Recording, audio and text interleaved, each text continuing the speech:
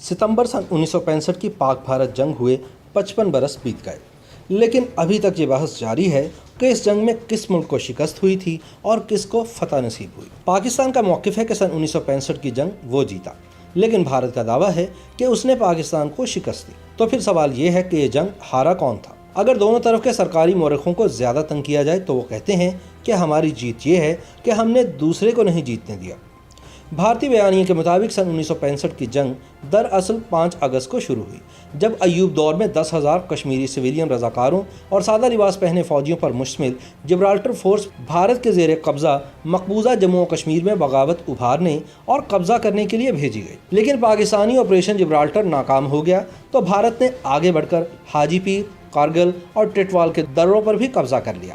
اس جوابی کارروائی کا زور توڑنے کے لیے پاکستان نے 1 ستمبر سن 1965 کو اخنور اور جموں و کشمیر پر قبضے کے لیے آپریشن گرینڈ سلیم شروع کیا، جس کا زور توڑنے کے لیے بھارت نے 6 ستمبر کو لاہور سیالکوٹ سیکٹر میں بین الاقوامی سرحد کراس کر لی۔ مگر دوسری جانب پاکستان کی سرکاری کتب میں پڑھائی جانے والی تاریخ پر نظر دوڑائیں تو لگتا ہے کہ سن 1965 کی جنگ 6 ستمبر کو شروع ہوئی۔ ان کتابوں میں سرے سے آپریشن جبرالٹر اور آپریشن گرینڈ سلیم کا کوئی ذکر ہی نہیں، اور نہ ہی آج تک اس راز سے پردہ اٹھا کہ جب کشمیر کو بھارت سے کاٹنے کے لیے اخنور کی جانب پیش قدمی تیزی سے جاری تھی تو اسے اچانک روک کر آپریشن گرینڈ سلیم کے خالق اختر حسین ملک کی جگہ میجر جنرل یحییٰ خان کو فوج کی کمانڈ کیوں دے دی گئی، جس کے بعد پاکستان کو شکست کا سامنا کرنا پڑا۔ بھارتی فوج کے جنرل گوربخش سنگھ کے مطابق اخنور کی جانب پاکستانی پیش قدمی کا 36 گھنٹے تک خود بخود رک جانا ہمارے لیے آسمانی مدد کے مترادف تھا، جس کا ہم نے بھرپور فائدہ اٹھایا اور آپریشن گرینڈ سلیم کو ناکام بنا دیا۔ لیکن اس حوالے سے کچھ اور سوالات 55 برس بعد بھی جواب طلب ہیں۔ مثلا یہ کہ سن 1965 کی جنگ کا مقصد اگر کشمیر کی آزادی تھا تو کیا ایوب خان کے ناکام آپریشن جبرالٹر سے پہلے بھارت کے مقبوضہ کشمیر میں آزادی پسند قیادت کو پیشگی اعتماد میں لیا گیا، یا پھر فرض کر لیا گیا کہ عام کشمیری اپنے نجات دہندوں کو دیکھتے ہی بھارت کے خلاف اٹھ کھڑے ہوں گے؟ سوال یہ بھی ہے کہ کیا پاک فوج کا یہی تجربہ اکتوبر سن 1947 میں بھی ناکام نہیں ہوا تھا؟ سوال یہ بھی ہے کہ جنرل ایوب خان اور جنرل موسیٰ خان آخر کس مفروضے پر کشمیر کی آزادی کا جنگی پلان بنا رہے تھے، اور ایسا کیوں سوچ رہے تھے کہ یہ لڑائی صرف کشمیر تک ہی محدود رہے گی اور بھارت بین الاقوامی سرحد عبور کرنے کی حماقت نہیں کرے گا؟ لہٰذا نہ ایئر فورس اور بحریہ کو اس پلان میں شریک کرنے کی ضرورت محسوس کی گئی، نہ ہی لاہور اور سیالکوٹ کی ڈویژنل کمان کو فارورڈ پوزیشنز پر بھیجنے کے احکامات کی ضرورت محسوس ہوئی۔ اس طرح نہ تو چھٹی پر گئے ہوئے 25% فوجی جوانوں اور افسران کو طلب کرنے کی ضرورت محسوس کی گئی، اور نہ ہی گورنر مغربی پاکستان امیر محمد خان کو کچھ بتایا گیا، نہ ہی یہ سوچا گیا کہ بھارت نے اگر دوسرا محاذ مشرقی پاکستان کی طرف سے کھول دیا تو کیا ہوگا۔ سوال یہ بھی ہے کہ کیا جنگ سے پہلے ایوب اور پاکستانی فوجی ہائی کمان نے یہ سوچا تھا کہ پاکستان کے پاس کتنے دن کی جنگ لڑنے کا اسلحہ اور گولہ بارود موجود ہے، اور اگر جنگ طول پکڑتی ہے تو پھر کیا ہوگا؟ جنگ ہمیشہ خاص قومی اہداف حاصل کرنے کے لیے لڑی جاتی ہے۔ اگر پاکستان کا ہدف کشمیر کی آزادی تھا تو یہ ہدف حاصل کرنے میں مکمل ناکامی کے بعد یہ دعویٰ کیسے کیا جا سکتا ہے کہ سن 1965 کی جنگ پاکستان نے جیتی؟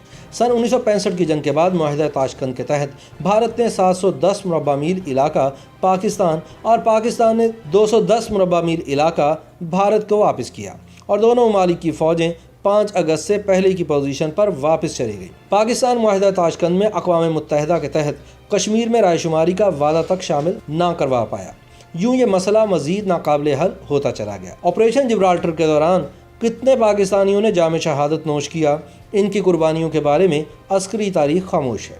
بس یہ بتایا جاتا ہے کہ 6 سے 22 ستمبر تک 3800 پاکستانی فوجیوں نے جام شہادت نوش کیا، اور 5500 کے لگ بھگ ہندوستانی فوجی جہنم واصل ہوئے، اور اتنے ہی طیارے اور اتنے ہی ٹینک تباہ ہوئے۔ سچ یہ ہے کہ بظاہر نہ پاکستان کے پاس کوئی حقیقی جنگی پلان تھا اور نہ ہی بھارت کے پاس۔ شاید اسی لیے دونوں ممالک نے 17 دن بعد ہی اقوام متحدہ کی جنگ بندی کی قرارداد فوراً مان لی۔ لیکن انفرادی سطح پر جرأت و بہادری کی داستانیں بہرحال رقم ہوئیں۔ ایک جانب اگر پاکستان کی ناقص جنگی پلاننگ نے بھارت کو سنبھالا دیا تو دوسری جانب پاکستانی فضائیہ اور عام دستوں نے بھارت کو روکنے میں بنیادی اور کلیدی کردار ادا کیا۔ یہ جنگ ریڈیو پاکستان اور آکاش وانی پر بھی خوب لڑی گئی۔ اس جنگ کے طفیل بھارت میں ہندی میں اور پاکستان میں اردو اور پنجابی میں لہو گرما دینے والے جنگی ترانے تخلیق ہوئے۔ भारत ने अपनी जंगी नाकामियों के बाद खामोशी से हिकमत अमली तब्दील की, जिसका नतीजा सन 1971 की जंग में निकला, जो पाकिस्तान के 2 टुकड़े करने पर मुंतज हुआ। जबकि पाकिस्तानी फौजी क़यादत ने सन 1965 की जंग में बैरूनी तो क्या इन हाउस तहकीकात की भी जहमत नहीं की।